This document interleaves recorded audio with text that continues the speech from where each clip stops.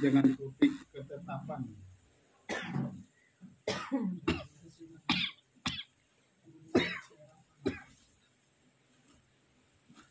Kita akan buka kitab Bilangan 19 ayat 1 sampai 8. Kita jemput Bapak Ibu semua, kita bangkit berdiri untuk menghormati firman ini. Kita baca bersama. Bilangan 19 ayat 1 sampai 8, diikuti yang yang dikirim aja. Sudah dari situ diketik.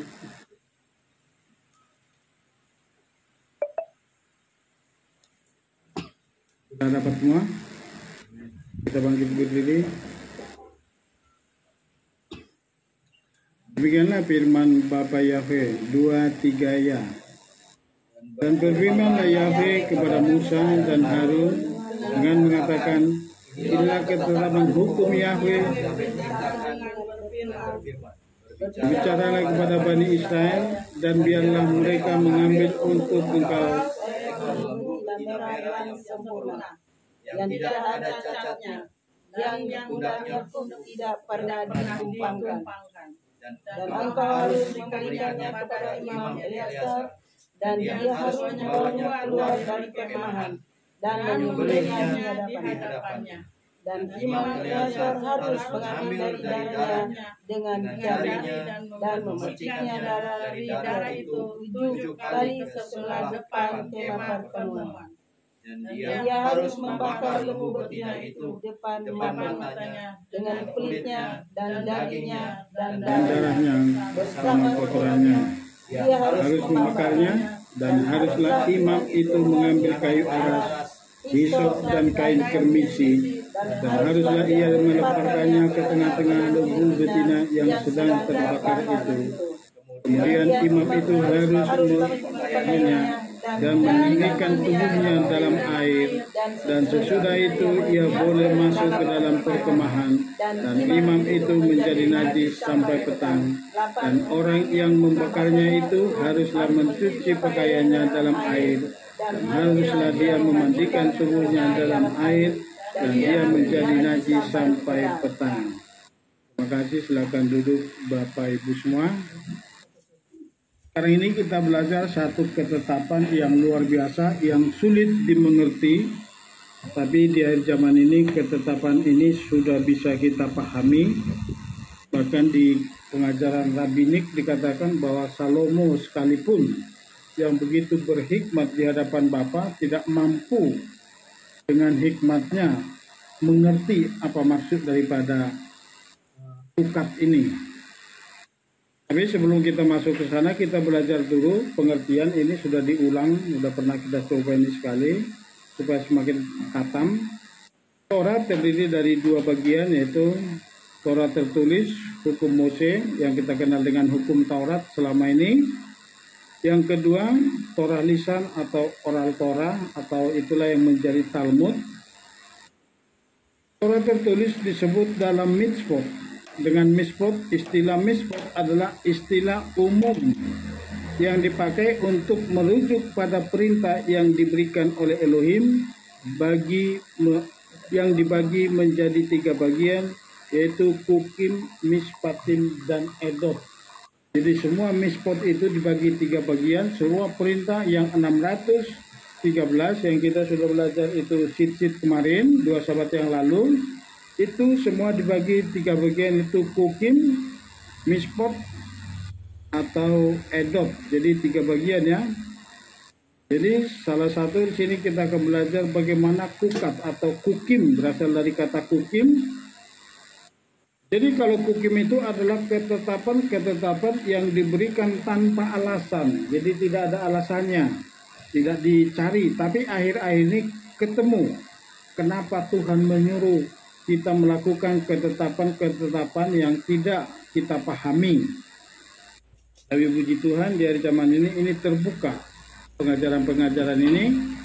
Jadi ini Kukim ini adalah, karena itu terkadang-kadang disebut sebagai ketetapan yang suprarasional, yang tidak masuk dalam Kukim. CKH, Kukim. Ya, Kukim. dari kata kaf, hukum.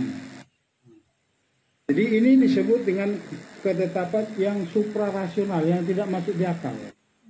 Tapi tetap dilakukan oleh bangsa Yahudi. Khususnya hari ini kita belajar tentang kenapa mereka tetap melakukan itu penyembelihan lembu betina merah. Dan itu khusus sekali. Contoh klasik lembu merah betina, menurut cerita para rabi, bahkan Raja Salomo sendiri tidak dapat menjelaskan apa arti lembu merah ini. Itu bahkan dari Salomo dikatakan dari bukit sampai ke yang seribu puisi atau 1000 lagu, dia tidak mampu menangkap makna daripada lembu betina ini. Contoh lain, ketetapan tentang makanan, kemurnian dan dalam keluarga. Jadi ketetapan tentang makanan, akhir-akhir ini baru kita dapat mengerti kenapa disuruh kita ketetapan untuk melakukan masuk dengan makanan kosher. Nah, jadi ketetapan yang hukum ini, ketetapan yang tidak rasional ini, itu disebut dengan istilah kot kukat atau hatora. Kot kukat hatora. Ini adalah ketetapan yang murni, perintah Abba Yahweh yang adalah sang raja, yang harus dilakukan sekalipun tidak dapat dipahami apa maksud dan tujuannya. Jadi murni keputusan surga, murni perintah Bapa Yahweh yang wajib dilakukan umatnya, yang ada dalam kerajaannya, yang ada dalam perlindungannya, sekalipun umat itu tidak mengerti, umat Israel tidak perlu bertanya, kenapa Tuhan suruh perintahkan itu? Tidak perlu. Yang penting apa? Di sini dituntut suatu ketaatan. Jadi bangsa Israel melakukan ini, nanti kita bahas di bawah, itu sudah 9 kali. Yang sekarang ke-10 kali itu sudah disiapkan dan sudah tersedia menurut berita-berita ya, sudah tersedia lembu betina merah. Nah, yang kedua itu tadi kukim, itu dibagi 3, kukim, mispatim, dan edot. Jadi ini yang diterjemahkan ke teologi itu hukum moral, hukum hukum spil, dan perintah. Mispatim adalah mispot yang diberikan untuk alasan dan tujuan yang jelas. Jadi bisa kita mengerti logis dan jelas alasannya. Contoh untuk memberikan sedekah dan larangan untuk pencurian dan pembunuhan, itu mispot. Jadi aturannya jelas, jangan membunuh, jangan berzina. Itu disebut mispatim. Mispot ini adalah rasional dan berfungsi dan mengatur kebutuhan kehidupan sipil dan standar hidup moral dalam suatu komunitas. Itulah moral dalam suatu kumpulan dan suatu komunitas kita di sini, dan satu bangsa, itu bangsa Israel. Dilarang mencuri, dilarang membunuh, dilarang berzina. Itu yang disebut dari 613 hukum itu, dari 613 mispot, itu banyak aturan-aturan yang tergantung, yang diarahkan itu menjadi, diperuntukkan untuk menjadi standar moral dalam komunitas atau bangsa Yahudi. Yang ketiga ini adalah edot. Edot adalah kesaksian untuk memperingati atau mewakili sesuatu, misalnya perintah untuk merayakan hari Sabat, 7 hari raya, itu menjadi suatu kesaksian. Memakai talit, makan matza pada Pesak, meniup shofar dan lain-lain. Jadi ini yang disebut edot. Jadi aturan yang diperintahkan untuk menjadi suatu ketetapan. Karena fungsinya adalah untuk memperingati atau secara simbolis mewakili sesuatu. Jadi ini disebut moedim atau ketetapan-ketetapan yang Tuhan tentukan. Jadi contoh Sabat berarti setiap pekan. Sabat hari raya setiap tanggal yang ditetapkan. Jadi bukan seperti makanan tadi. Kalau makanan setiap kita lihat makanan berarti nggak boleh dimakan.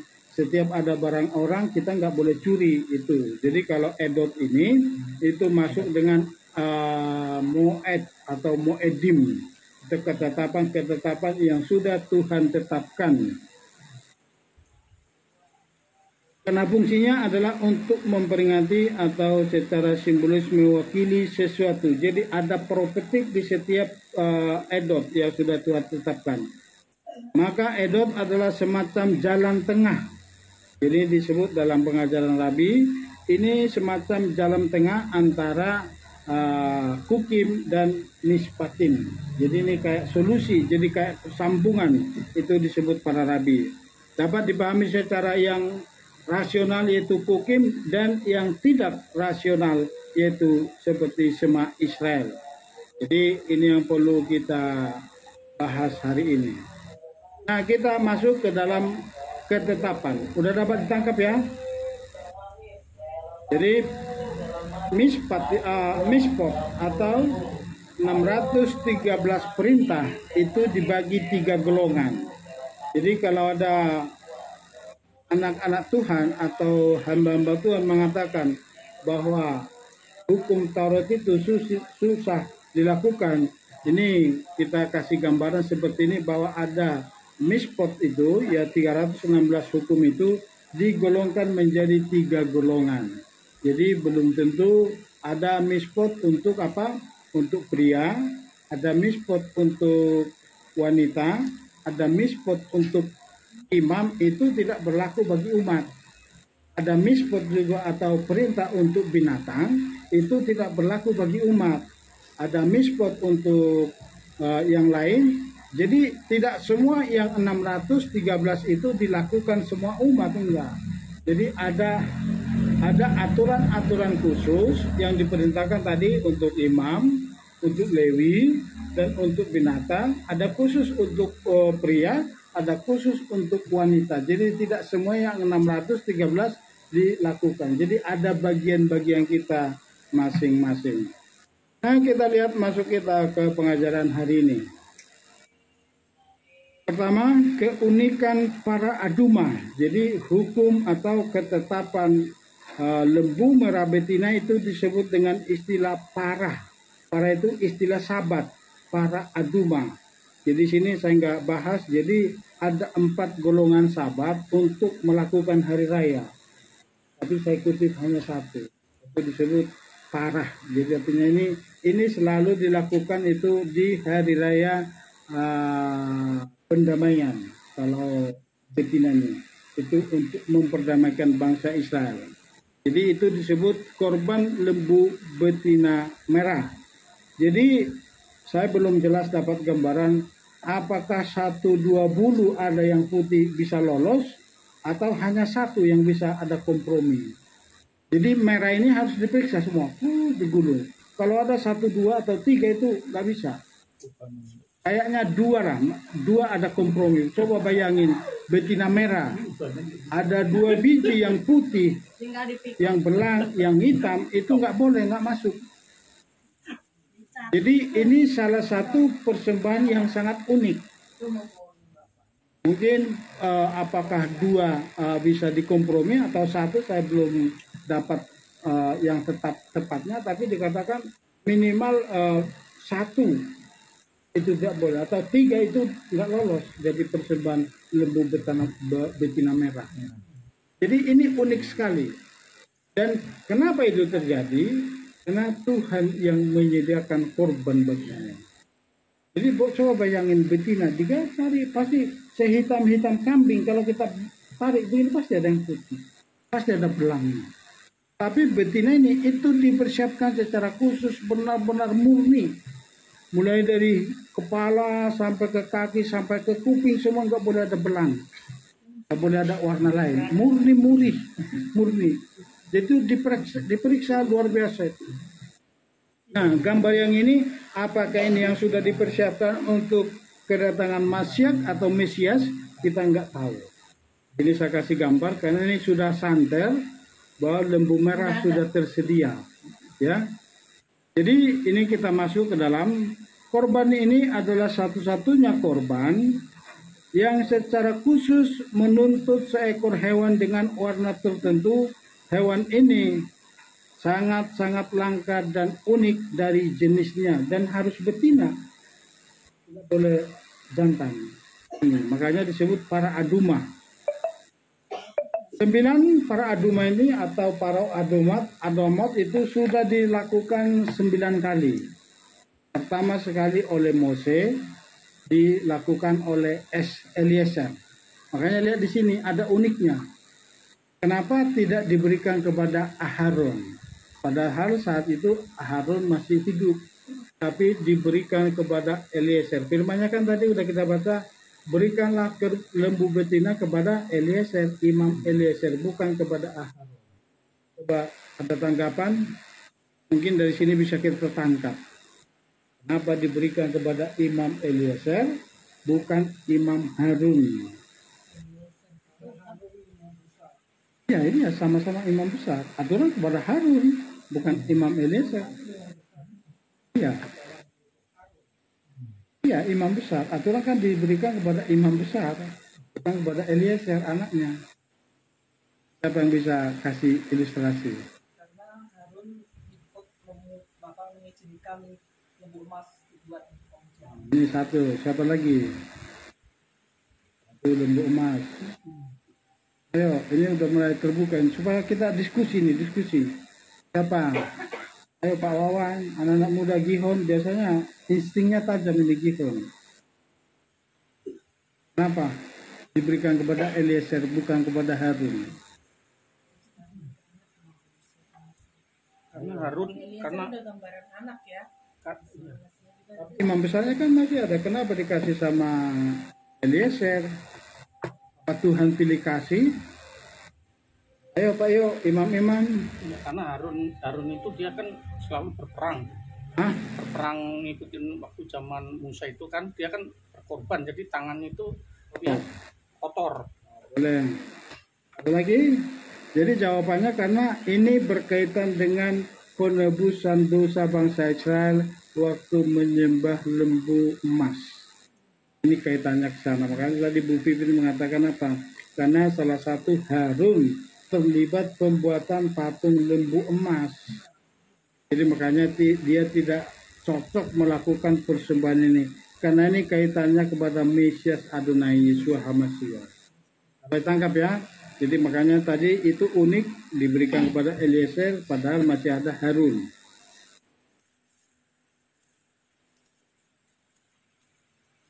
Para aduma dipersiapkan sejak zaman perintah-perintah itu diberikan hingga penghancuran bait suci kedua. Musa menyiapkan satu, Ezra menyiapkan satu. Jadi Musa pertama yang diberikan tadi kepada Eliezer. Yang kedua itu dilakukan Ezra setelah pembuangan dari Babel. Itu sekalian pentahiran bait suci yang mereka bangun.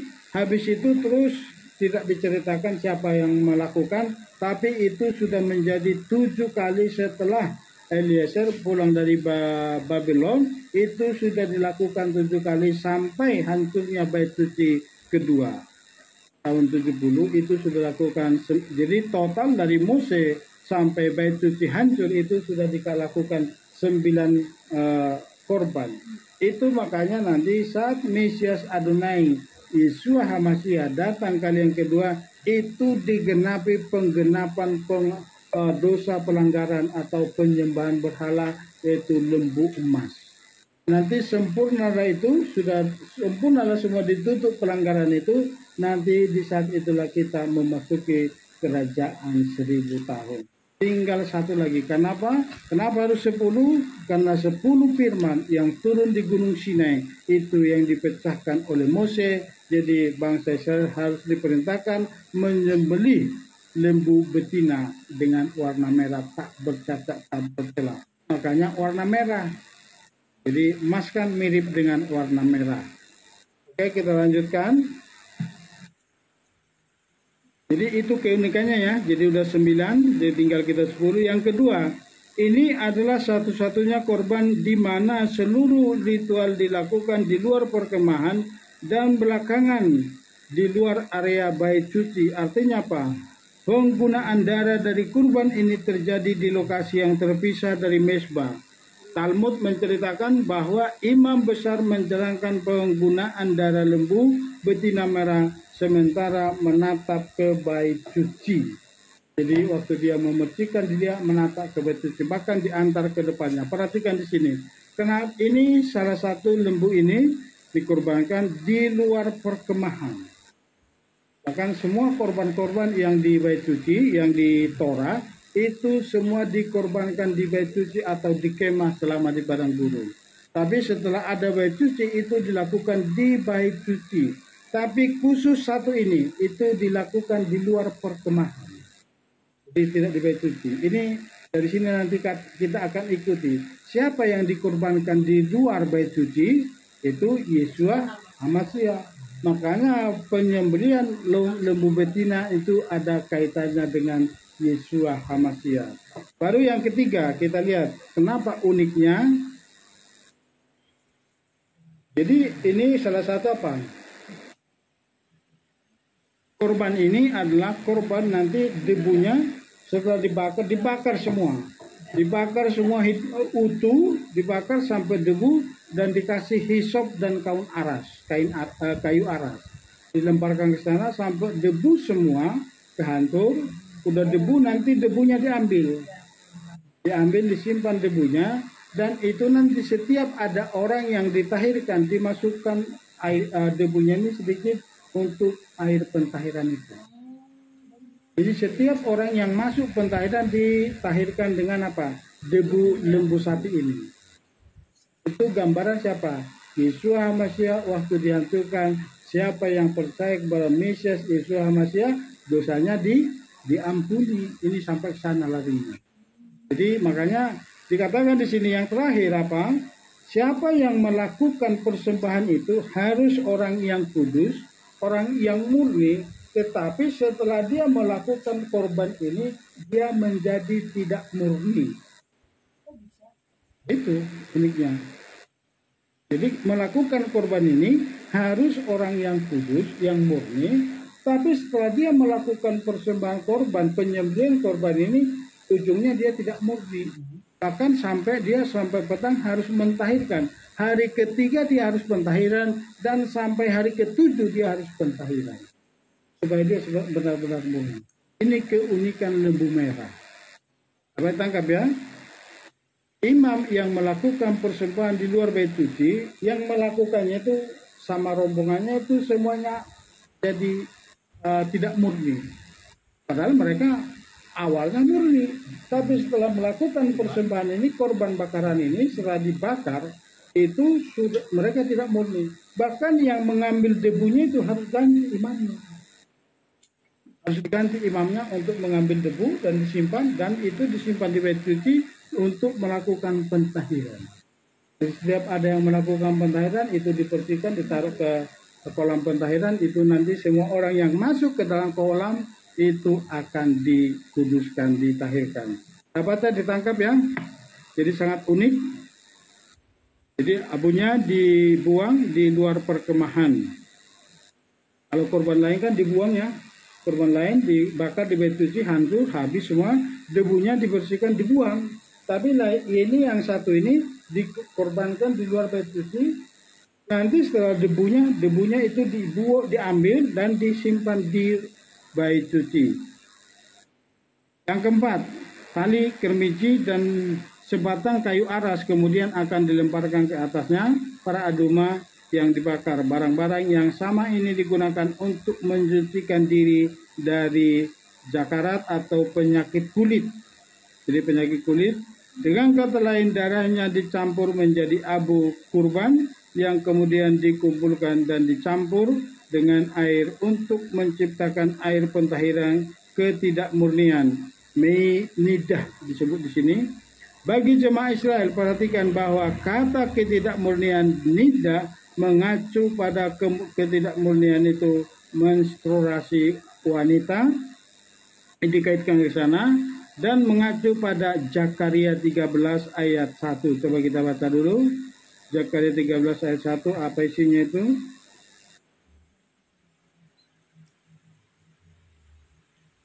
Pada hari itu akan ada sebuah mata air yang terbuka untuk keturunan Daud dan untuk penduduk Yerusalem bagi dosa yang nidah atau tidak kemurnian. Itu adalah satu-satunya korban yang secara Zakaria Pak, Zakaria 13 ayat 1. Itu belum ditulis di situ. Baca. Pada waktu itu akan terbuka suatu sumber bagi keluarga Daud dan bagi penduduk Yerusalem untuk membasuh dosa dan kecemaran mereka. Sama isinya. Jadi itu nanti akan mengalir. Itu yang sering kita dengar nubuatan. Bahkan itu nanti air itu akan mengalir, yang mengalir di Yerusalem itu salah satu nanti menuju ke Laut Mati.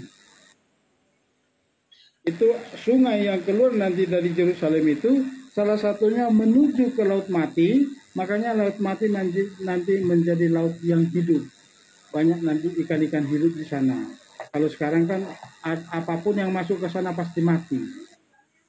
Tapi orang hidup di sana jadi ngapung, orang mati tenggelam. Ya, jadi kalau kita sana berenang nggak boleh bergerak, kalau bergerak tenggelam. Kalau kita diam aja jadi ngapung, itu laut mati. Nah kita lanjut. Itu tadi. Coba kita baca 2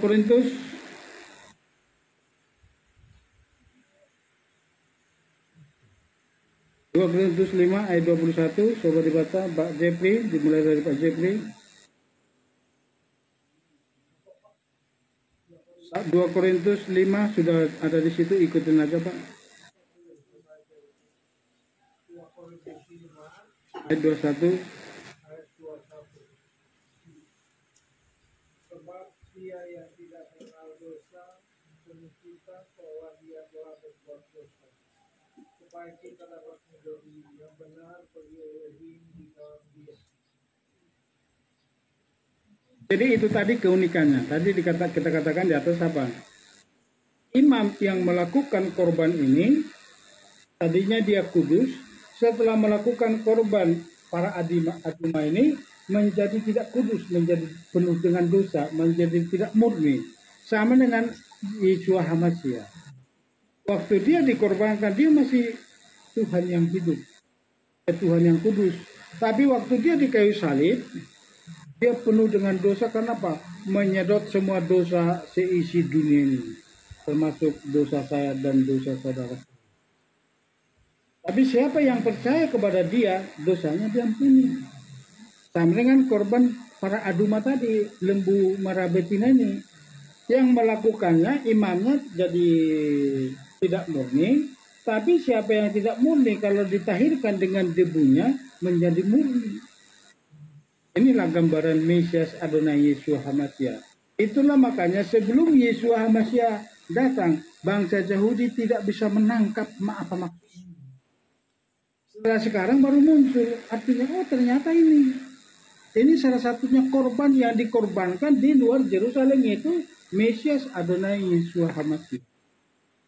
Jadi sekarang kita ngerti bahwa ini adalah gambaran Yeshua HaMashiach. Tapi nanti tinggal sekali lagi yang ke-10, Yeshua HaMashiach sendiri yang akan melakukan untuk menggenapi penebusan dosa-dosa 10 firman dan mempersiapkan memasuki hidup yang baru di kerajaan 1000 tahun.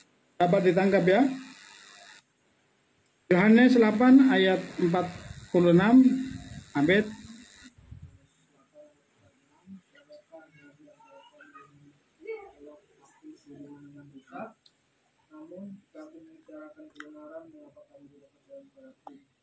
Di perkataan Yeshua ya, waktu dia datang dia tidak berdosa, tapi ditemplak menjadi orang berdosa. Bahkan dia katakan, namun jika aku membicarakan kebenaran, mengapa kamu tidak percaya kepadaku? Dia melakukan kebenaran. Jadi itu juga yang melakukan korban tadi, dia melakukan perintah Tuhan, tapi dia jadi berdosa. Luar biasa, dan dia harus ditahirkan. Coba kita lihat sebentar orang yang melakukan itu di ayat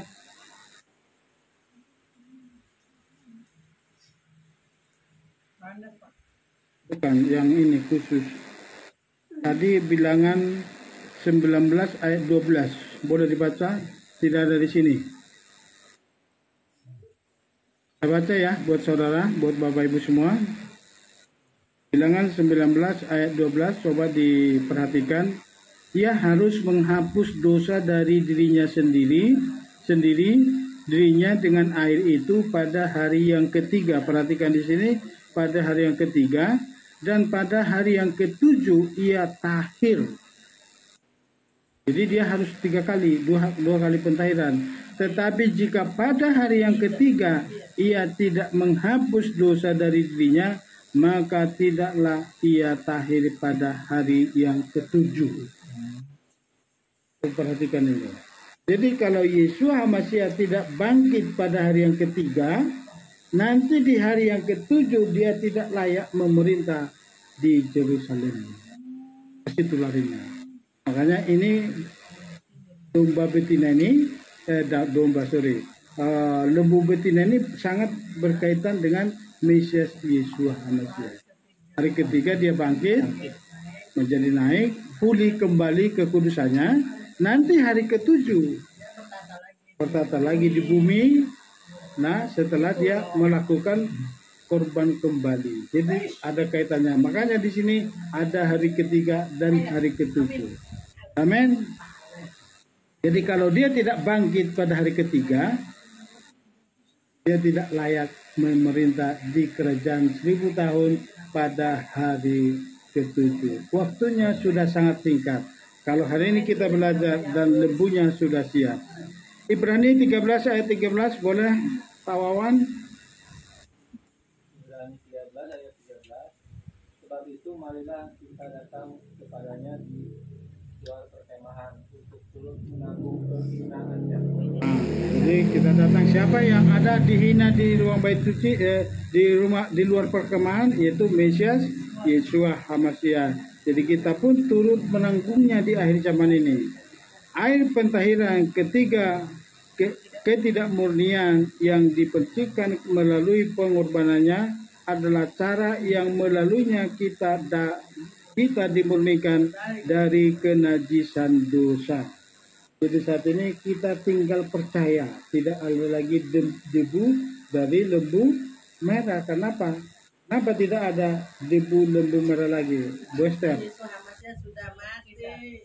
Satu. Siapa lagi yang bisa kasih jawaban? Itu benar. Yohanes, kenapa tidak ada lagi debu lembu merah itu? Dan dulu itu yang dilakukan setiap ada pentahiran, dipercikan sedikit, dimasukkan. Karena bait suci sudah tidak ada, makanya bait suci dihancurkan karena debu itu harus disimpan di bait suci. Amin. Efesus 5 ayat 26. Yohanes.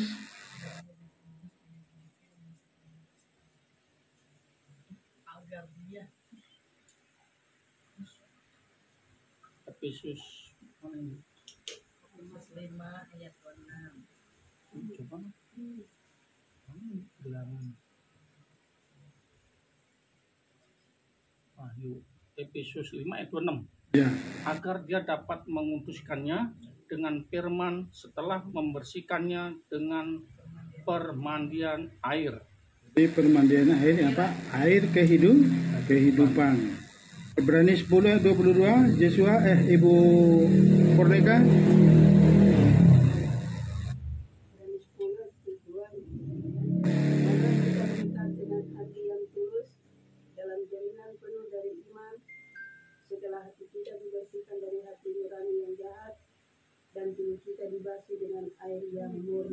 Jadi hati yang kita yang jahat, hati nurani kita tadinya yang jahat, dibasuh, dicucikan dengan air yang hidup, yaitu firman Elohim dari Yesus HaMasyiah.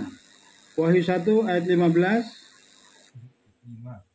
Ya, Wahyu 1 ayat 5. Dan dari Yesus HaMasyiah, saksi yang setia, yang sulung dari antara yang mati, dan pemimpin raja-raja di bumi, bagi dia yang telah mengasihi kita dan telah membasuh kita dari dosa-dosa kita dengan darahnya. Jadi dengan darah, tadi dengan debu, lembu betina, semua orang yang berdosa datang mengaku, ditahirkan, masuk ke pentahiran, langsung disucikan. Mengapa korban ini diberikan kepada Imam Eliezer, bukan kepada Harun? Itu tadi sudah kita jelaskan, karena Harun tadi apa? Terlibat di pembuatan penyembahan patung lembu emas, jadi dia tidak layak. Korban ini dilakukan, sudah kita jelaskan, di luar perkemahan bait suci dan imam yang melakukan ritual korban harus imam yang murni atau kudus, dan setelah melakukan upacara pengorbanan imam tersebut menjadi tidak murni atau tidak kudus, dan imam tersebut harus melakukan pentahiran pada hari yang ketiga dan hari yang ketujuh. Itu firman-Nya sudah kita baca ya, Bilangan 19 ayat 12 tadi.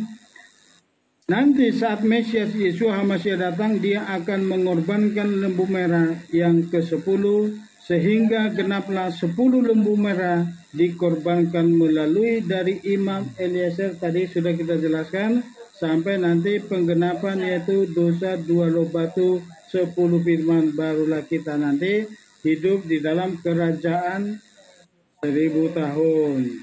Saudara dan saya nanti akan memerintah di daerah Indonesia. Nah, itu yang pertama mengenai lembu betina merah. Dapat ditangkap? Kami pengacara ada profetiknya. Boleh, silakan Pak. Yang di sebelum masuk ke itu lembaga ya, di Bilangan 19 itu ayat 12 itu, sorry kalau kita lihat dari 11 ya, dia yang menyentuh mayat seorang manusia, maka dia menjadi najis 7 hari. Kemudian di ayat 12, dia haruslah menahirkan dirinya dengan air itu pada hari yang ketiga dan pada hari yang ketujuh, maka dia akan tahir, dan dia tidak menahirkan dirinya pada hari yang ketiga dan pada hari yang ketujuh, maka dia tidak akan tahir. Nah ini apakah ayat di dalam Bilangan 19 ayat 11 dan 12 ini berlaku buat kita saat ini? Karena kan kalau misalnya ada sanak famili keluarga kita yang meninggal, kita harus memegang mayat. Nah, apakah demikian kita juga tidak murni, harus najis, apalagi kita najis, iya. Tahir. Dan untuk melakukan supaya tahir, apakah kita harus mengikuti ini? Harus, tapi bukan lagi pakai debu, tapi Harus hari ketiga, Pak. Pentahirannya itu bagaimana, Pak? Kalau kita sekarang langsung aja pentahiran, langsung aja. Hari ketiga dan hari ketujuh gitu. Boleh berulang-ulang, atau kalau saya lakukan sekali aja. Langsung, Pak, dan setelah Langsung boleh, setelah pulang dari kubur kita doa pribadi aja. Aku masuk ke dalam pentahiran, makanya kalau ada imam boleh lakukan imam. Pokoknya kita di sini, saya yang najis, oh kalian doakan dulu aku. Kita ke kolam nanti rame-rame mendoakan, atau siapapun boleh begitu. Tapi kalau dulu kan harus ada debunya kan, harus ada debu lembu merah ini. Kenapa? Sekarang sudah Yeshua HaMashiach yang menanggung itu semua. Jadi dengan percaya, dengan iman harus kita lakukan. Jadi begini Pak Alek, kita yang sudah memanggil atau yang sudah ambil bagian dalam pelayanan, sekalipun itu keluarga, kecuali ayah dan ibu atau anak, itu jangan sentuh lagi. Kalau lihat kita nggak najis. lihat nggak? Yang kena kan, yang menyentuh yang jadi najis. Jadi kalau Bu, silakan Pak Jek.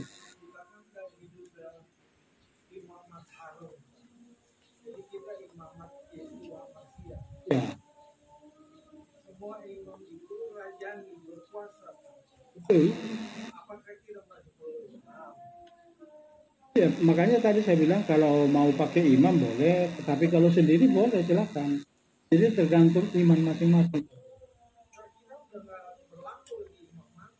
Iya, jadi kita yang menjadi imamat rajani. Jadi kalau kita mau mungkin sekarang imamnya itu bukan lagi Imam Harun, tapi mungkin kita anggap itu sebagai yang paling senior dari kita, boleh minta tolong. Sama kayak sekarang lah untuk melakukan contoh pentahiran. Kalau kita selama ini kita pentahiran di hari raya bukan Rosasana, pendamaian. Sebelum pendamaian kita pentahiran, kita rame-rame masuk kolam. Kita doa dulu, baru nyemplung masing-masing bergandeng tangan. Jadi nggak selalu patokan lagi dengan imam. Kenapa? Kita sudah menjadi imamat yang rajani. Tapi kalau kita untuk menjadi pegang mayat, kita yang sudah mengambil bagian menjadi imam-imam, jangan sentuh lagi kecuali itu ayah dan ibu dan anak. Kalau mungkin Pak Le, Pak D itu nggak usah sentuh lagi. Tapi Pak John, ini yang di ayat 12 ini kan pentahiran ini tidak disebutkan kita harus masuk tenggelam ya. Iya. Ya kan? Nah, persepsi bahwa kita harus masuk tenggelam Dengan air. Jadi di situ air kan bisa aja dipercik. bisa Mandi aja di mana? bisa mandi. Kalau saya pribadi saya doakan airnya, aku mamanya ada perkataan najis lah. Apa Bu Esther? Di ayat ini di firman-Nya yang untuk pentahiran. Di Heskel. Iya. Air. Jadi gini, di sini kalau di konteks firman ini kalau sudah dikatakan air untuk pentahiran itu selalu ke kolam. Di sana ada pentahiran itu harus pergi ke kolam. Siapa yang pergi ke tempat ditemukannya kitab Yesaya, Qumran. Alex posek sana pernah ke Qumran kan. Jadi ada kolam di situ. Jadi imam sebenarnya nggak masuk ke kolam, tapi yang mau ditahirkan turun sampai tenggelam nanti keluar dari sana. Jadi kalau sudah berbicara air pentahiran di sini, otomatis sudah masuk kolam itu, Pak. Ya, tapi kalau di konteks di bilangan ini kan mereka berada di dalam bait suci. Iya. Bait suci kan. Tapi di sini tidak disebutkan kolam air pentahiran. Tidak disebut kolam, air. Karena di setiap di setiap bait suci itu sudah ada kolam untuk pentahiran.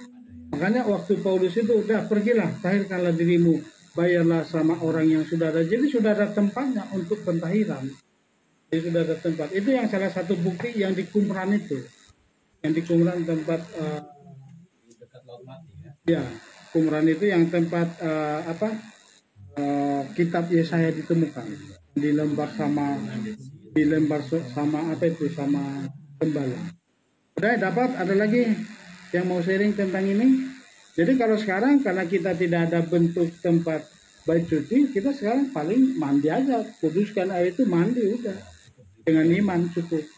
Kalau ada kolam berenang aja, sekalian pentahiran, doakan air itu. Ada lagi, ada yang mau ditambah atau ada yang sharing? Biar kita lanjutkan bagian yang kedua. Ular tembaga. Nah, coba kita baca, siapa sekarang? Bu Pipin. Bilangan 21. Dan mereka berangkat dari Gunung Hor ke arah Laut Sur untuk mengelilingi tanah Edom. Dan jiwa bangsa itu menciut di perjalanan. Dan berkata-katalah bangsa itu melawan Elohim dan melawan Musa. Mengapa engkau membawa kami dari Mesir untuk mati di padang gurun ini? Karena tidak ada roti dan tidak ada air, dan jiwa kami jemu pada roti yang memuakkan ini. Dan Yahweh mengirimkan ular-ular kedung ke antara bangsa itu. Dan mereka memakut orang-orang itu, dan banyak orang dari bangsa Israel mati. Jadi ini setelah mereka melawan peperangan. Jadi waktu Harun mati, ada seorang raja bangkit melawan bangsa Israel. Habis mereka lawan, habis mereka habisin, muncul sungut-sungut lason hara. Jadi mereka kayak diputar kembali, muncul lain ular tembaga ini. Kadang lason hara ini kita udah berulang-ulang ya. Bagaimana bangsa Israel tadi dari 12 pengintai, lason hara gagal masuk. Di sini pun melakukan lason hara, banyak yang mati ular tedung. Atau ular tedung, ular berbisa. Saya nggak tahu ular tedung itu apakah ular yang kalau di TV bunyi ekornya itu ya. Kan ada ular yang ular terik itu apa itu ya, ular tedungnya. Karena itu sangat berbisa ya. Jadi karena ini ular tedung itu ular yang berbisa. Ular di sana kan nggak ada kobra. Ya. Itu ya. Kalau di sana nggak ada kobra, hanya ada di Asia. Anda lihat ular tedung itu di ulangan 8 ayat 5. Ya. Di sana ular tedung itu, jadi dia hanya Pak Tuhan menyuruh. Jadi kalau kita ngedumel, amin ibu-ibu, yang pas saya menghadap ke sana, jadi bukan dia. Jadi apakah orang harus membelakangnya begini? Jangan. itu Ya enggak. Karena madamnya pas. Haleluya. Makanya disorot. Iya. itu Setiap orang ada aja. Itu jadi begitu bersungut-sungut itu. Jadi kalau dulu kita belajar sama guru kita, doa yang paling cepat dijawab Tuhan, doa sungut-sungut, tapi ujungnya binasa. Bangsa Israel bersungut-sungut minta daging, datang nggak dagingnya? Datang, tapi apa? Jadi kematian. Jadi kalau kita mau melihat mujizat yang paling cepat, doa dengan sungut-sungut, tapi ujungnya apa? Binasa. Ini bangsa Israel. Hah? Bukan doa, talking itu mah. Iya, tapi kan memohon, Tuhan mana daging? Akhirnya apa? Nuntut mereka sama Musa. Di padang gurun ini kami tidak pernah makan daging. Tiba-tiba Musa berdoa, Tuhan dari mana aku mendatangkan daging? Jumlah mereka 2 juta. Berarti 1 penduduk kota kan? Iya, daging. Dari mana Tuhan? Tunggu Musa, besok saya kirim daging. Datang burung puyuh, masih di mulut, itu sudah mati. Belum ditelan, banyak yang mengalami kematian. Inilah doa sungut-sungut. Jadi jangan kita bersungut-sungut dalam situasi dan kondisi apapun. Itulah makanya Paulus berkata apa? Bersyukurlah dalam segala hal. Kita harus bersyukur dalam segala sesuatu untuk apa? Karena Tuhan selalu campur tangan dalam hidup kita. Bangsa Israel kembali melakukan lason hara dengan bersungut-sungut melawan Mose. Akhirnya Tuhan memerintahkan, perhatikan sini, Tuhan memerintahkan ular-ular tedung mematok bangsa Israel dan banyak yang meninggal. Dan Tuhan memerintahkan Mose membuat ular tedung dari tembaga dan menaruh di atas tiang, dan barang siapa yang dipatok ular dan melihat ular yang ditinggikan Mose menjadi sembuh. Perhatikan sini, coba dibaca dulu kitab Bilangan 21 Daniel. Itu calon-calon itu. Makanya bagiannya selalu dapat yang panjang kan? Ayo, Bilangan 21. Dan datanglah bangsa itu kepada Musa dan berkata, kami telah berdosa karena kami telah berkata-kata melawan Yahweh dan melawan engkau. Berdoalah pada Yahweh dan biarlah dia menyingkirkan ular-ular ini dari kami. Dan Musa berdoa dengan bangsa itu. Dan berfirmanlah Yahweh kepada Musa, buatlah bagimu seekor ular tedung dan taruhlah dia pada sebuah tiang, dan akan terjadi setiap orang yang dipagut, tetapi dia melihat hal itu, maka dia akan hidup. Dan Musa membuat sebuah ular tembaga dan menaruhnya di pada sebuah tiang, dan terjadilah ketika ular itu mengagut seorang, lalu dia memandang ular tembaga itu, maka dia hidup. Ternyata kobra, Pak. Kobra ya? Dari mana dapatnya Bu? Saya browsing. Oh gitu. Itu kobra. Tapi bukan king kobra ya. King kobra sama kobra itu lain. Beda. King Cobra kan yang gede. Kalau kobra kecil-kecil. Pendek. Jadi King Cobra ya? Cobra ya. Nah, jadi kita dapat pengajarannya jadi dikirim kobra. Makanya patok itu 5 jam. Kalau tidak dapat pertolongan mati. Itu kalau patokan kobra. Apalagi itu lebih berbisa kobra yang kecil daripada king cobra. Lebih bahaya bisanya. Patok itu 5 jam waktunya kalau nggak dapat pertolongan lewat itu. Makanya jangan sampai dipatok ular kobra. Apa itu? Musuh. Jadi kita jangan bersungut-sungut, jangan melakukan lason hara supaya Tuhan jangan mengirim hal-hal yang buruk terjadi dalam hidup kita. Mengapa ular tembaga disamakan dengan Yeshua HaMasyiah yang harus ditinggikan? Karena sama seperti ular tembaga itu ditinggikan, setiap yang memandang ular tersebut mereka menjadi sembuh dari kematian. Demikian juga setiap orang yang memandang Mesias Yeshua HaMasyiah dan percaya kepadanya pasti diselamatkan dan dibebaskan dari kematian akibat dosa. Lihat prosesnya. Waktu Tuhan memerintahkan ular-ular tedung datang kepada bangsa Israel dan banyak yang menjadi korban, mereka datang menghampiri siapa? Musa. Dan memohon, Musa, kami sudah berdosa kepada Tuhan dan kepada engkau. Mohonkanlah kepada kami, berdoalah kepada Tuhan. Dan di situ dari ceritanya akhirnya apa? Musa berdoa kepada Tuhan dan meminta petunjuk Tuhan. Akhirnya Pak diberikanlah patung ular tembaga ditaruh di atas tiang. Jadi ular tembaga itu siapa yang memandang ular itu menjadi sembuh. Apa maksud ular ini? Jadi kenapa ular tedung yang harus dinaikkan ke atas? Kenapa? Karena ularlah pertama sekali yang membuat dosa lason hara di Taman Eden. Makanya ular itu nanti di bawah kita lanjutkan, saya ceritakan aja. Nahas itu disebut nilai gematria yang sama dengan masia.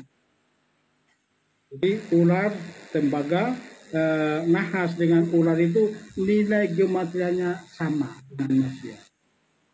Itu 358. Jadi makanya waktu Musa meninggikan ular, setiap orang yang dipatok melihat, artinya apa? Dia melihat ular tembaga, dia sujud kepada Tuhan, mengakui dosa lason haranya. Jadi bukan hanya sekedar melihat, kita pun bukannya hanya sekedar melihat, mataku tertuju padamu, tidak. Tapi tetap harus mengakui segala dosa kelakuan yang sudah kita lakukan dan memandang salib Mesias. Bahkan di ayat zaman kita memikul salib, otomatis semua sakit penyakit, dosa-dosa kita disembuhkan dan kita diselamatkan untuk memasuki kehidupan yang kekal di akhir. Dapat ditangkap?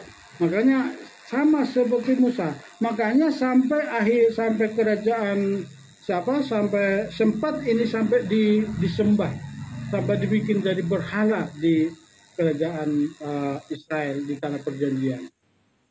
Ular-ular tembaga menjadi disembah. Jadi bukan ularnya yang menyembuhkan, tapi apa? Orang yang melihat ular itu mengingat dosa-dosa yang dilakukannya itu dosa lason hara. Jadi supaya kita jangan salah pengertian ya, melihat ular adalah mengingat dosa yang dilakukan, supaya kita sadar dan memohon kepada Bapa supaya diampuni dosa-dosa kita. Kenapa? Dosa lason hara, dosa perkataan. Apa ditangkap di sini? Jadi bukan ular yang menyembuhkan, tapi iman orang itu yang mengingat dosanya karena melihat ular itu apa? Dosa lason hara, perkataan. Itu dapat diartikan. Makanya sekarang apakah Yesus ada di salib? Kita hanya melihat salib dan berdoa kepada salib Yesus Masih. Makanya banyak orang Kristen apa? Pakai lambang salib. Padahal itu apa? Kutuk. Tapi apa? Kita ingat dosa-dosa kita. Kita mengingat Mesias Adonai Yesus Masih sudah mati di kayu salib, menyalibkan dosa pelanggaran kita, dan kita mohon ampun dan percaya kepada Mesias Yesus Masih, otomatis dosa-dosa kita dihapus dan kita disucikan, dikuduskan menjadi umat yang kudus dan kita layak di dalam kehidupan di kerajaan 1000 tahun dan di kehidupan yang kekal. Amin. Yohanes 11. Siapa sekarang Pak Alek? Ayat 25. Yohanes 11 ayat 25 demikian firman Tuhan. Yesus berkata kepadanya, akulah kebangkitan dan hidup. Siapa yang percaya kepadaku, walaupun sudah mati dia akan hidup. Itu tadi, siapa yang dipatok ular akan mengalami kematian, tapi mengingat dosa-dosanya dia sujud di hadapan Tuhan, disembuhkan. Nah sekarang siapa yang percaya, orang yang berdosa percaya kepada Mesias Adonai Yesus Masih, dia pasti diselamatkan. Yohanes 12 ayat 44 sampai 45, Bu Esther. Yohanes 11 ayat 20. Yohanes 12 ayat 44 sampai 45. Adapun Yesus berseru dan berkata, siapa yang percaya padaku, ia bukan percaya padaku, melainkan percaya pada Dia yang telah mengutus aku. Dan siapa yang melihat aku, ia melihat Dia yang telah mengutus aku. Jadi dia melihat Tuhan. Jadi kalau kita melihat Yesus, kita ingat dosa-dosa kita yang sudah disucikan dengan darahnya, sebab kita mengingat Bapa Yahweh sendiri. Itu di bawah ya, nanti boleh dilihat ular atau nagas, kematiannya adalah 356 sama dengan masia. Jadi nanti suatu saat kita kupas apakah ular yang yang melakukan pertama sekali dosa lason hara itu siapakah sebenarnya itu? apakah benar-benar ular atau sosok makhluk. Nanti suatu saat kita pelajari. Waktu bangsa Israel melihat ular jadi sembuh, artinya ialah mereka mengingat kesalahan mereka dan memohon ampun atas kesalahan dosa lason hara itu. Lason hara yang mereka lakukan pasti menjadi sembuh. Mengapa ular? Karena ularlah yang melakukan dosa lason hara yang pertama di Taman Eden kepada Hawa. Ya? Lilit ya. Lilit. Namanya lilit. Begitu. Nah, Filipi 2 ayat 15. Lakukanlah segala sesuatu tanpa keluh kesah. Malu pada bilang bodoh. Nggak ada keluh kesah apa ke kamu. Pas lagi. Supaya kamu menjadi tak bercela dan tak tercemar. Tidak ada yang kebetulan. Amin. Ampun ya Bukan. sebagai Sudah dirancang, sudah dirancang. Tidak bisa baca. nggak ada kawan nih bagaimana? Aku lah. Kawan. Supaya kamu menjadi tak bercela dan tak tercemar sebagai anak Elohim yang tanpa salah di tengah-tengah generasi yang bengkok dan yang telah disesatkan. Yang diantara mereka kamu dibuat bersinar sebagai cahaya-cahaya. Amin. Lahirnya bersinar. Jadi bercahaya kan, meninggalkan lason hara. Jadi kita dibuat apa? Orang-orang yang bersinar dan bercahaya. Rancang sama Pak Jon ini. Iya betul. Ada yang rancangan di sini kan urutan. Urutan. Kan urutan. Jadi Iya kami Enggak. Dalam pimpinan Roh Kudus. udah Tapi yang di itu kok udah dimintain si Paju. Oh, yang berapa orang yang ikut Zoom? Soalnya saya nggak lihat dari sini. Nggak ada. Jadi sapa-sapa juga. Halo, ibu-ibu yang dari Zoom, mohon maaf. Ada berapa orang? Oh, 3. Bu Vera, Bu Ulin, ini kayak lupa ini soalnya nggak ada itu. Laptopnya ditutup. Ditutup laptopnya. Jadi yang terakhir ini bagi yang Zoom ya, kita lihat ini sedikit lagi kita akan akhiri kematian Meriam. Ini sangat sedikit di Meriam ini di dalam firman, kita kupas sedikit. Kenapa ini hanya ditulis cuman 1 ayat? Coba dibaca dulu yang ikut Zoom, Ibu Vera, Paul, Bu Ulin, kasih mic-nya Pak, yuk.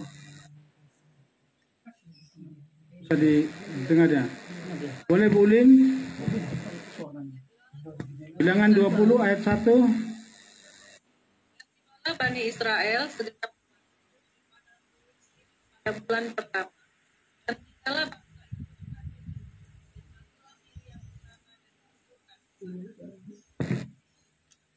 Jadi ini ada cerita legenda yang kita terkadang kalau hanya baca kematian kita nggak bisa menangkap. Kenapa kematian Meriam berkaitan dengan hilangnya langsung bangsa Israel kehabisan air? Padahal mulai keluar dari Mesir bangsa Israel tidak pernah kehabisan air, tidak pernah kekurangan air. Padahal kalau kita lihat itu jumlah manusia sekitar 2 juta jiwa. Itu air bukan sembarangan loh, harus mata air yang besar itu. Tapi mereka tidak ada pernah kekurangan. Tapi kenapa kematian Meriam itu langsung mereka habis air? Meriam itu diambil dari namanya itu, akar katanya itu dari kata maim atau air. Jadi dalam cerita para rabi ini, bahwa waktu mereka di sana, jadi ada 3 tokoh yang begitu kokoh, itu Harun mendatangkan tiang awan dan tiang api, Mose mendatangkan mana, Meriam ini ternyata mendatangkan air. Tapi tidak dijelaskan di dalam Torah, dalam Alkitab. Ini cerita legenda. Boleh kita pegang, karena di setiap daerah, setiap suku itu selalu ada cerita legenda. Ternyata ini pengajaran Rabi, ternyata selalu ada batu karang yang mengikuti mereka secara alam roh. Jadi di mana mereka berkemah, itu batu karang selalu mengeluarkan air. Coba kita bayangkan di padang gurun susahnya cari air. Padang pasir begitu. Bahkan di waktu kita ke sana di lembah sekalipun susah mendapatkan air. Tapi mereka itu dikatakannya Miriam itu karena prophetiknya apa? Waktu yang menghantar Mose menjadi raja, menjadi pemimpin adalah Maryam ini. Jadi Maryam yang mengantar dia ke mata air, dihanyutkan sampai ketemu ke tangan anak daripada Raja Firaun. Jadi waktu dikatakan Raja Firaun, dia masuk ke tahta raja, hanya dia dibentuk di sana menjadi pemimpin yang luar biasa. Makanya sampai di akhir daripada hidup Miriam ini setelah dia mati, disitulah Mose emosi memukul batu. Karena bangsa Israel langsung kehabisan air. Disitulah pertama sekali bangsa Israel bersungut-sungut tentang air. Jadi diambil dari kata Maryam ini, karena akar katanya adalah maim, itu air atau sumber air atau sumber kehidupan air. Jadi itu hanya cerita. Jadi di sini saya tulis. Ini tidak banyak referensi tentang Maryam, hanya mengantarkan Mose dihanyutkan di Sungai Nil dan masuk Mose sampai ke tangan anak Firaun. Maryam adalah saudara Mose yang menghantarkan Mose sampai ke tangan putri Firaun melalui Sungai Nil. Dan mengenai Maryam tidak banyak diceritakan di dalam kitab suci, tetapi mengapa setelah kematian Maryam bangsa Israel langsung mengalami kehabisan air? Nama Maryam diambil dari kata Maryam, akar katanya adalah maim, yang artinya adalah air atau mata air. Dari pengajaran rabbinik mengatakan bahwa Maryam adalah orang benar, sadik. Tidak ada orang sadik yang tiga orang sadik yang menuntun bangsa Israel di padang gurun, yaitu Mose mendatangkan mana, Harun mendatangkan tiang awan dan tiang api, Maryam mendatangkan air. Jadi waktu kematian Harun, disitulah bangsa-bangsa langsung datang satu kerajaan, itu makanya mereka berbalik. Udah mau nyebrang bangsa Israel ini generasi kedua, mereka berbalik arah lagi kembali, makanya dipatok ular tedung. Karena raja ini melihat tidak ada lagi tiang awan. Tidak ada lagi tiang awan, mereka datang karena mendengar cerita Harun. Jadi tiang awan itu sangat menakutkan bagi bangsa-bangsa yang melihat perkembangan bangsa Israel. Karena sudah gencar cerita di mana Bileam dan Balak mengutuki bangsa Israel tidak mampan, tidak ada hasilnya. Jadi itu ya tiga tokoh. Maryam itu mendatangkan air. Mose pemimpin yang hebat, ini gambaran bagi kita selalu butuh pertolongan dari Maryam. Ini adalah gambaran bagi kita di akhir zaman ini, bahwa saya, saudara, kita semua saling membutuhkan satu dengan yang lain, saling menopang. Amin. Inilah menjadi gambaran bagi kita. Mari kita saling menguatkan, saling meneguhkan satu dengan yang lain. Karena kita semua punya kelebihan. Kita semua otomatis juga punya kelemahan. Biarlah kita saling menutup, saling melengkapi kelemahan dan kelebihan satu dengan yang lain. Boleh Bung Paul atau Bung Paul Huar atau Paul Flores, Galatia 6 penutup.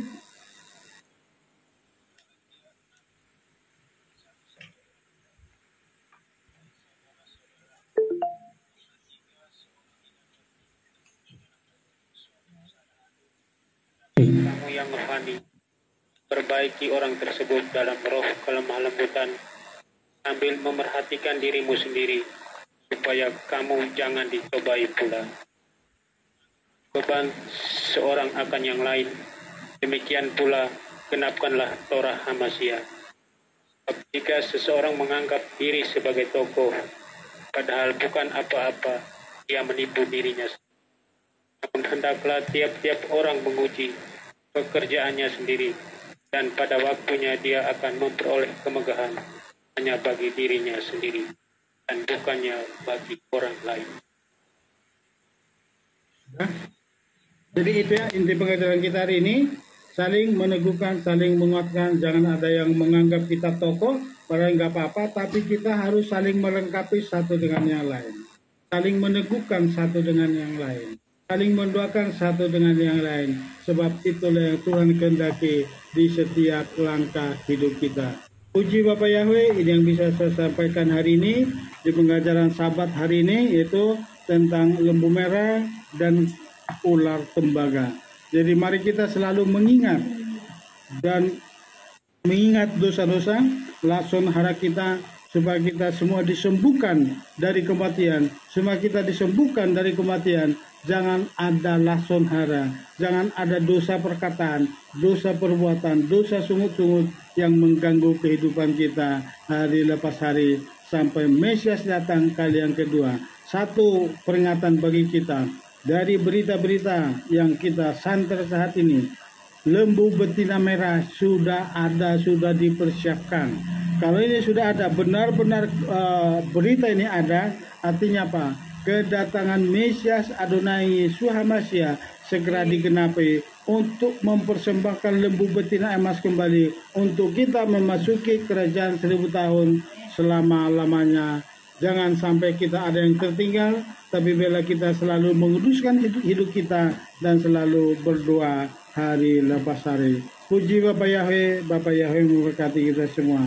Amin.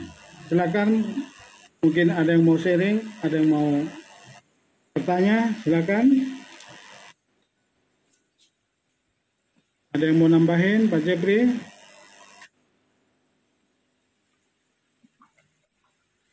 Mengenai 3 hari yang awal tadi, Ukim, Mispatim, dan Edot. Ya, Edot. itu dari mana dia? Torah atau Torah? Torah dikali dibagi itu. Jadi Mispatim itu kan 613. Itu dibagi-bagi. Torah. Taurat kan sama dengan Torah. Taurat itu kan bahasa.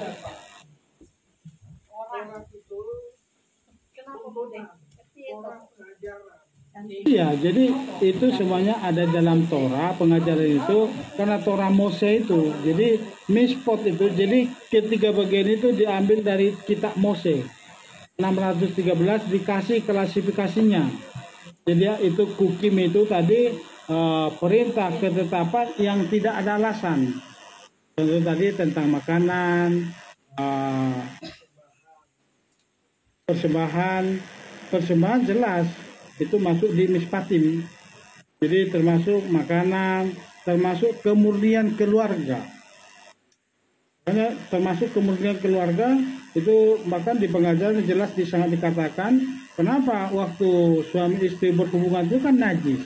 Tapi hasil dari kenajisan itu melahirkan anak dan itu baik.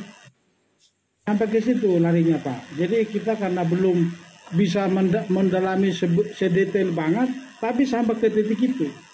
Kenapa disebut kemurnian? Jadi suami istri berhubungan kan itu najis. Tapi hasil hubungan itu melahirkan anak, anaknya tuh baik, murni. Iya kan, itu kan lelehan najis Pak. Lelehan itu kan ukurannya najis. Makanya kalau untuk melakukan ritual yang murni, makanya dilarang berhubungan. Iya benar, tapi dalam waktu melakukan itu disebut najis itu, makanya ini kategorinya ke sini. Jadi orang yang melakukan persembahan itu sampai ke sini nih. Makanya suami dan istri. Tapi bukan najis dalam arti dosa, bukan. Hanya tidak murni. Tapi hasil yang dilakukan itu, lelehan itu, najis itu. Tapi hasil dari pernikahan itu, hasil dari hubungan itu apa? Melahirkan anak. Makanya yang tidak najis menjadi baik. Tadi artinya apa? Jadi tadinya waktu melakukan persembahan itu apa? Dia kudus. Kita kan melakukan itu dalam hubungan itu kan kudus. Tapi waktu melakukan itu ada lelehan, tapi kita najis saat itu. Tapi hasil yang dilakukan itu apa? Berkat yang luar biasa. Itulah para aduma itu. Makanya saya nggak masukkan kan apa? Saya belum dapat mengerti benar kemana arahnya nih. Cuman saya udah dengar sekilas pengajaran ini udah lama. Kenapa itu najis? Makanya para aduma ini, kenapa imamnya jadi najis? Padahal enggak, ini bukan masalah hubungan di luar, itu zina.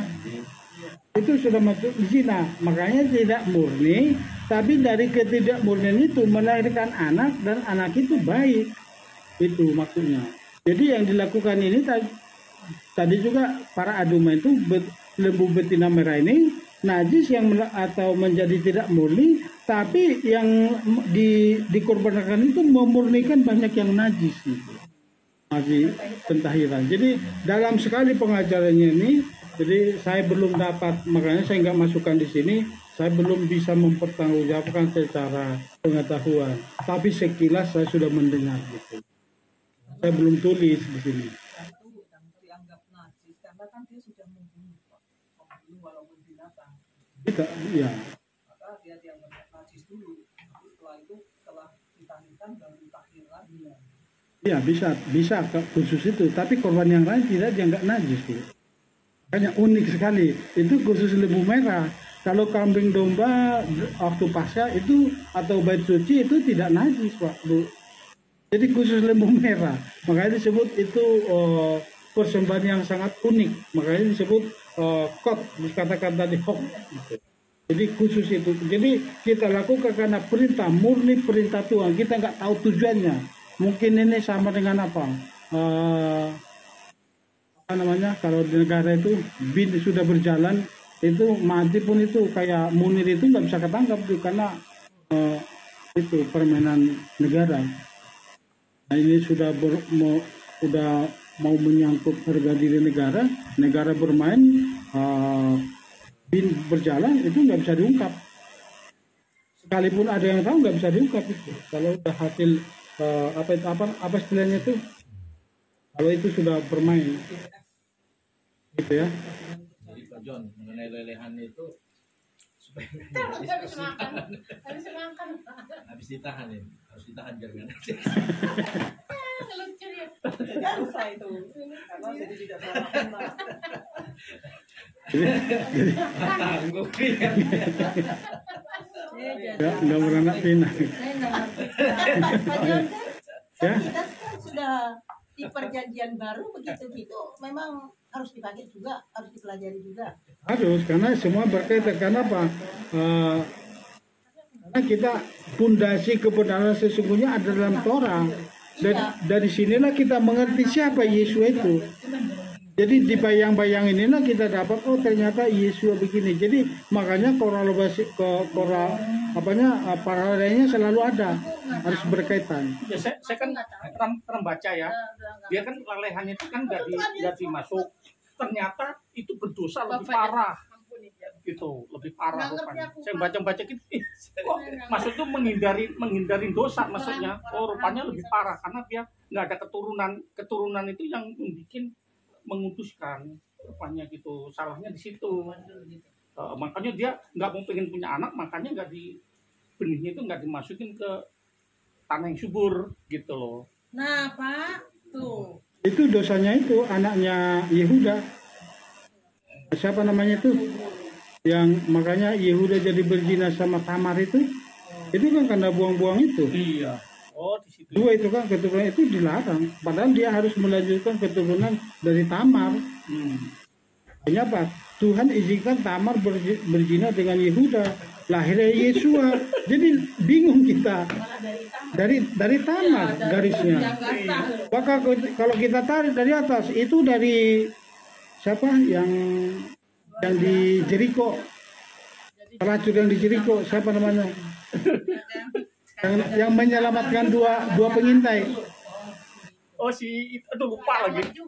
Iya ya, bukan yang di itu artinya ditaruh di apa? Itu ya. Di Rahab.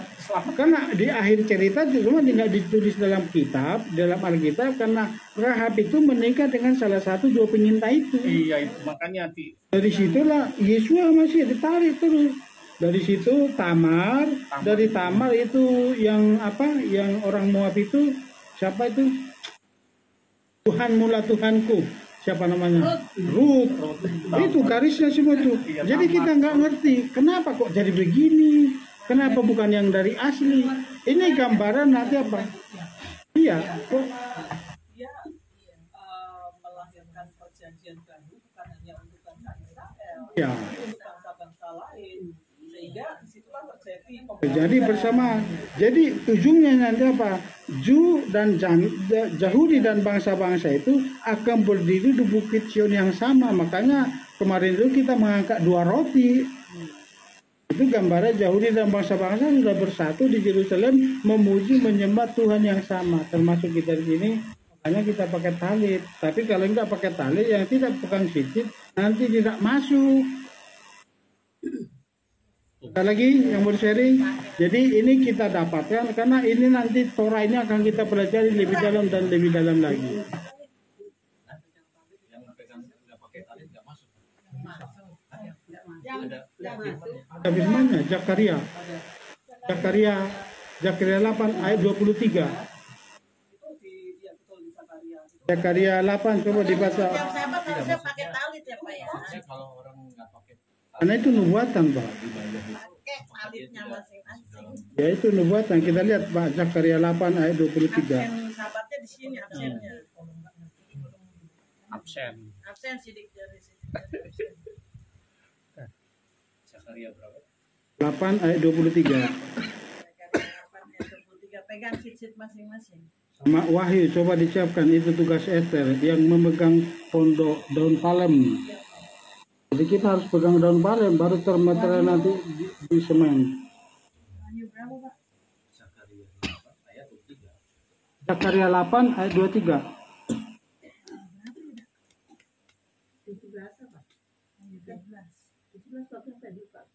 Zakaria 8 ayat 23. Beginilah Yahweh Sebot berfirman, pada hari-hari itu ada 10 orang dari segala bangsa menurut bahasanya yang akan memegang kuat-kuat dan menggenggam puncak Yahudi dengan berkata, kami akan pergi bersamamu karena kami telah mendengar bahwa Elohim ada besertamu. Jadi kalau kita tidak pegang situ, kita nggak bisa bergabung dengan Israel. Ini gambaran ini. Kenapa? Ini penggenapan mispot. Coba Wahyu. Itu tugas Esther. Wahyu berapa? Ya, kan udah belajar. Kemarin kita bersuka cita, Sukot itu. Harus ingat. Wahyu berapa Pak? 3 ya? Jadi harus pegang daun palem itu di hari raya pondok daun. Wahyu 7 apa ya Wahyu 9 itu? Yang habis setelah 144.000. Ayat 9. Wahyu 7 ayat 9. Ayat 9. Yang memegang daun dan palem. Sudah hal-hal ini aku melihat dan lihatlah suatu kerumunan orang banyak yang tidak seorang pun dapat menghitungnya, berasal dari setiap bangsa dan suku dan kaum dan bahasa, seraya berdiri di hadapan tahta dan di hadapan anak domba itu dengan menggunakan jubah panjang putih dan ranting-ranting palem ada di tangan mereka. Kapan kita memegang daun-daun palem? Waktu merayakan Sukot. Makanya sahabat lalu kita belajar lagu-lagu Sukot. Sukot luya, Sukot datang. Gitu. Ini salah satu profetik. Jadi kalau gereja tidak berpegang daun-daun palem, berarti mereka nggak bisa masuk. Karena yang masuk nanti yang memegang daun palem itu secara profetik. Itu yang sudah merayakan hari raya Sukot, bersukacita dalam hadirat Bapa Yahweh. Nanti di kerajaan 1000 tahun pun itu tetap kita rayakan. Jadi yang masuk nanti yang sudah melakukan hari raya pondok daun, yang memegang daun-daun palem. Kenapa? Itu kita pegang di hari raya Sukot. Karena disitulah sukacita surgawi. Puji Tuhan. Ada lagi? Nah, karena yang tidak merayakan Sukot nanti akan ada hukuman. Tidak boleh tidak datang hujan di tengah-tengah bangsanya. Jadi di bangsa Indonesia nanti tetap datang hujan karena kita sudah ada mewakili dari Indonesia yang memegang daun-daun palem dan merayakan Sukot. Oke? Sudah ya? Kita udah waktunya ini jam 1. Boleh Pak Wawan mendoakan persembahan kita? Kalian doa syafaat. Mendoakan persembahan sekaligus doa syafaat.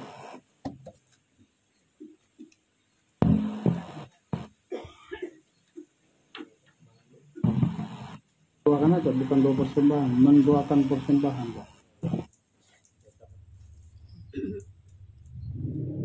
Kita bersatu dalam doa. Haleluya, Bapa Yahweh, terpujilah namamu. Kami sudah memuji-muji Engkau, sudah mendengarkan firman-Mu, dan pada saat ini kami menaikkan doa syafaat.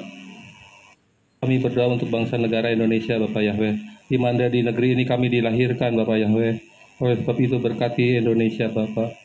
Berkati juga pemimpin kami, negeri pemimpin kami, Pak Presiden Jokowi, Wakil Presiden, genap jajaran menterinya. Beri perlindungan bagi Bapak Presiden, baik istri, anak, mantunya juga dalam perlindungan-Mu, Bapak Yahweh. Berikan hikmat yang daripada Engkau, Bapak Yahweh, agar memimpin negeri ini. Setiap kebijakan tidak mengganggu, tidak memberatkan rakyat, Bapak Yahweh. Berkati, Bapak Yahweh. Berikan roh takut akan Engkau, Bapak Yahweh, di dalam menjalankan tugasnya. Demikian juga lembaga di pemerintahan di pusat dan daerah dapat bekerja dengan sungguh-sungguh, dengan takut akan Engkau, Bapak Yahweh. Ya, menteri-menteri juga diberi kekuatan kesehatan selalu dalam membantu Presiden menjalankan pemerintahannya dengan takut akan Engkau, Bapak Yahweh. Juga kami berdoa untuk aparat keamanan, baik Angkatan Laut, Udara, maupun Darat, yang bertugas menjaga kedaulatan Indonesia, dimanapun mereka ditugaskan, Bapak Yahweh. Lindungilah, berkatilah, hingga mereka boleh senantiasa melakukan tugas dengan tanggung jawab penuh dan takut akan Engkau, Bapak Yahweh. Dibebaskan dari segala rong-rongan dari mencoba-coba mengganggu negara Indonesia ini, Bapak Yahweh. Terima kasih, Bapak Yahweh. Berkati penduduk Indonesia yang bekerja ataupun sebagai nelayan atau petani, dibuatnya berhasil, Bapak Yahweh. Tolong, Bapak Yahweh. Juga lembaga pengadilan, para hakimnya juga, Bapak Yahweh, dapat memutuskan dengan sungguh-sungguh dan benar dengan takut akan Engkau, Bapak Yahweh. Demikian juga kami berdoa untuk aparat kepolisian yang bertugas baik di ibu kota maupun di daerah. Biarlah mereka dapat bekerja dengan sungguh-sungguh, takut akan Engkau, senantiasa melayani masyarakat, menjadi pengayom masyarakat, sehingga aparat kepolisian dapat bekerja dengan baik, Bapak Yahweh. Terima kasih, Bapak Yahweh. Kami juga berdoa untuk gereja-Mu di Indonesia yang menyembah Engkau, yang memanggil Engkau, Bapak Yahweh, dimanapun berada, yang saat ini beribadah. Biarlah nama Engkau ditinggikan, dipuji, dimuliakan, dan banyak jiwa-jiwa diselamatkan memanggil nama Engkau, Bapak Yahweh. Kami menyerahkan siang ini. Kalau sebentar kami juga akan berpisah satu dengan yang lain. Kami mohon pimpinan-Mu dalam perjalanan kami tempat ibadah dengan pulang ke rumah dengan selamat, tak ada gangguan apapun di perjalanan. Dan di hari Sabat kelak, Engkau juga yang pertemukan kami di tempat ini, Bapak Yahweh, untuk memuji memuliakan nama-Mu. Juga pada saat ini kami menyerahkan segala persembahan yang telah Kau berikan pada kami. Berkat Engkau yang berikan pada kami kembalikan sebagian kecil ini, Bapak Yahweh. Biarlah berkat ini menjadi alat kemuliaan nama-Mu. Berkati yang tangan-tangan yang sudah memberi ataupun yang belum sembuh memberi. Terpujilah Bapak Yahweh, semuanya anugerah kebaikan-Mu bagi kami semua. Terima kasih Bapak Yahweh, dalam nama Adonai Yesua, kami menyerahkan Pak John Nenggolan selaku gembala di tempat ini. Engkau yang mengurapi, Engkau yang memimpin selalu kesehatannya hari lepas hari, semakin maju, semakin dikenal, banyak jiwa-jiwa ditambahkan di tempat ini. Berkati ibu dan anak-anaknya juga. Terima kasih Bapak Yahweh, dalam nama Adonai Yesua HaMashiach. Kami ingat juga teman-teman kami dimanapun berada. Berkatilah yang mengikuti ibadah hari ini, kesehatan mereka, usaha mereka Engkau berkati, Bapak Yahweh, sehingga nama Engkau di setiap waktu dan dipuji, dimuliakan. Yang sakit sudah disembuhkan. Kami mengucap syukur Bapak. Terima kasih Bapak Yahweh, dalam nama Adonai Yesua HaMashiach kami doa syukur. Haleluya. Amin. Mari kita bangkit berdiri, kita akhiri ibadah kita. Janji-Mu seperti fajar pagi hari, yang tiada pernah terlambat bersinar. Cinta seperti cinta yang mengalir, dan betapa dalam kasih-Mu. Janji-Mu seperti fajar pagi hari,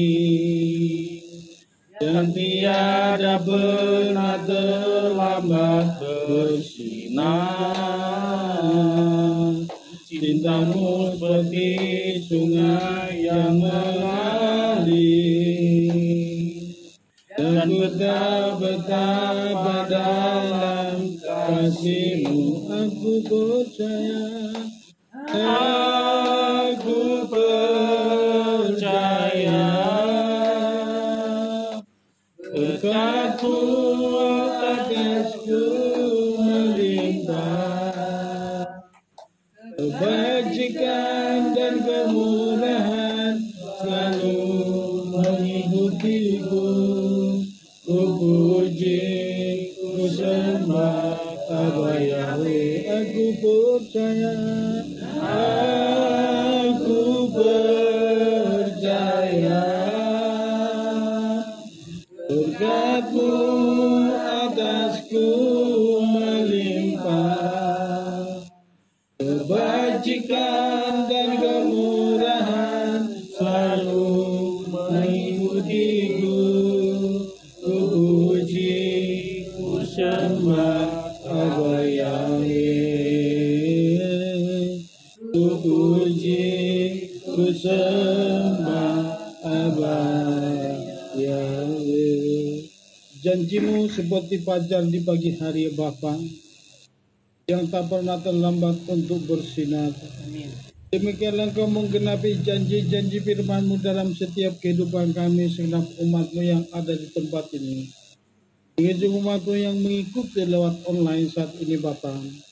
Namo Bu Ulina sama Pak Alexis Abraham Lisilolo, Paul yang ada di Flores, Paul yang ada di Kalimantan ada dalam perlindungan-Mu. Demikian juga anak-Mu Bu Fera sama Pak Winato, semua ada dalam perlindungan-Mu.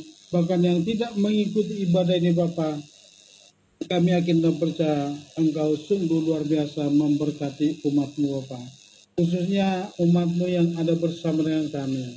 Anak-Mu saat ini yang tidak bersama dengan kami, yang menerima berkat ya Bapa pernikahan, yaitu anak-Mu Victor Persalian Nenggolan bersama Nike ya Bapa, yang sedang diberkati di Semarang. Kami umat-Mu berdua di tempat ini, Bapa. Bila semua acara ya Bapa berjalan dengan baik dan lancar. Saat hamba-Mu yang akan menumpang tangan Bapa, aku minta pengambil alian daripada-Mu. Malaikat-Mu berjaga-jaga menaungi melingkupi kehidupan anak-Mu ini, mempelai-Mu yang sudah menyembah Engkau ya Bapa. Namun mereka belum siap menentang orang tua oleh karena doktrin kebenaran. Mereka memilih menghormati orang tua karena Engkau berfirman, Bapa, kami harus menghormati orang tua. Dan mereka melakukan bagian untuk menghormati orang tuanya, Bapa. Dan aku minta kuasa-Mu turun atas kedua anak-Mu ini. Saat mereka memakai talit dan sisir, tidak ada berkat-berkat yang dari oknum-oknum kuasa-kuasa yang lain selain daripada-Mu ya Bapa. Di dalam nama Adonai Yeshua HaMashiach, anak-Mu ini Bapa menjadi mempelai yang sepadan, yang menjadi membangun bahtera rumah tangga yang baik ke depannya Bapa. Di dalam nama Adonai Yeshua HaMashiach, saat mereka nanti pulang bergabung kembali di tempat ini, kami akan mendengarkan kesaksian yang luar biasa dari kedua mempelai-Mu ini Bapa. Terima kasih Bapa, kami segenap umat-Mu yang ada di tempat ini, aku serahkan semuanya ke dalam tangan-Mu sepanjang pekan ke depan. Pribadi lepas pribadi, keluarga lepas pribadi, ada dalam perlindungan-Mu, ada dalam penyertaan-Mu Bapa, ada dalam berkat-berkat yang melimpah ya Bapa, di dalam nama Adonai Yeshua HaMashiach. Terima kasih Bapa. Mari kita berdoa buat Yerusalem. Kami angkat tangan kami melepaskan berkat anugerah keselamatan bagi umat pilihan-Mu yang di Yerusalem. Bahkan yang ada di ujung-ujung bumi yang berserak di antara bangsa-bangsa saat ini. Kami lepaskan berkat kesempurnaan. Kami lepaskan firman kepada-Mu Bapa. Engkau yang berfirman, kami mengingatkan firman-Mu. Engkau yang berfirman ya Bapa, sekalipun umat-Mu yang ada di ujung-ujung bumi, Engkau akan membawa mereka kembali kepada-Mu. Bawalah umat pilihan-Mu yang berserak di antara bangsa-bangsa saat ini kembali menjadi milik kepunyaan-Mu, mempersiapkan kedatangan Mesias Adonai Yeshua HaMashiach. Terima kasih Bapa, kami akan mengakhiri pada kami serahkan hidup kami ke dalam tangan-Mu.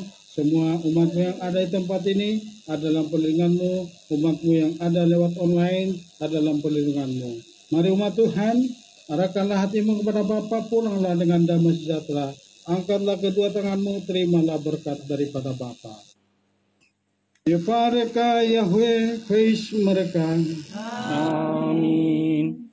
Eni roso. Yairu Yahweh panap eleka, pikuneka. Amin. Eni roso. Isa Yahweh panap eleka, peasem leka, salom. Amin. Eni roso. Yahweh memberkati engkau dan melindungi engkau. Amin. Yahweh menyinari engkau dengan wajahnya dan memberi engkau kasih karunia. Amin. Yahweh menghadapkan wajahnya kepadamu dan memberi engkau damai sejahtera. Diberkatilah engkau di kota dan diberkatilah engkau di ladang. Diberkatilah buah kandunganmu, hasil bumimu dan hasil ternakmu, yakni anak lembu sapimu dan kandungan kambing dombamu. Diberkatilah bakulmu dan tempat adonanmu. Diberkatilah engkau pada waktu masuk dan diberkatilah engkau pada waktu keluar. Yahweh akan memerintahkan berkat ke atasmu di dalam lumbungmu dan di dalam segala usahamu. Ia akan memberkati engkau di negeri yang diberikan kepadamu oleh Yahweh Elohimmu.